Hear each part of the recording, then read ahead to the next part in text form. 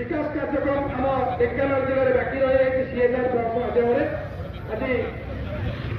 पूर्व टीका मुताबक सब कार्यक्रम करने आम समस्त नवेदन करुँ सीएसआर टीका ढेंकानाल विकास परिषद मंच तरफ दाबी रही सीएसआर फंड को तुरंत रिलीज करा ढेंकानाल जिलार विभिन्न धन्यवाद वर्मा भाई